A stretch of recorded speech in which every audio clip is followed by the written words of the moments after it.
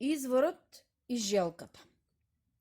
Една желка решила по секоја цена да се омажи за синот на јагуарот. Но и други мечтаја за тоа, например гуштерицата, па дури и некои други девојки од племето на луѓето. Но желката решила да биде упорна.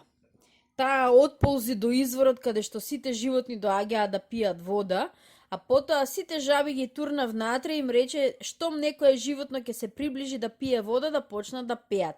Тури, тури. И ќе им ги искршам нозете за сите. Ќе им ги изгребам дури и очите. Прв до изворот дојде мајмунот, кој кога ја слушна песната на жабите, смртно се исплаши. Најбрагу меѓу животните се рашири веста дека во изворот се настамелил лошиот дух. Која животно ќе се доближеше до изворот, веднаш бегаше колку што го носеа нозете, избезумено од страв. Дојде и големата гуштерица и се исплаши. Дојде и јагуарот, исто така и тој многу се исплаши.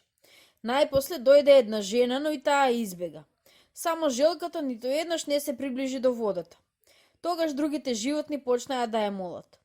Оди, желко, види дали е вистина дека во изворот се наоѓа лошиот дух. Добро, рече желката, но ајде да одиме сите заедно. Таа ја зеде својата шупелка, почна да свири и тргна кон изворот. Животните одеа по неа.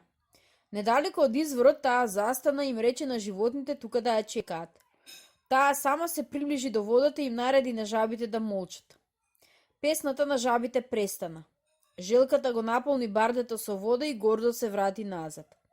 Сите животни се зачудија што дури и лошиот дух се покорува на желката и оттогаш сите почнаа да ја почитуваат и да се плашат од неа. На јагуарот не му остануваше ништо друго туку да го ожени својот син со итрата желка.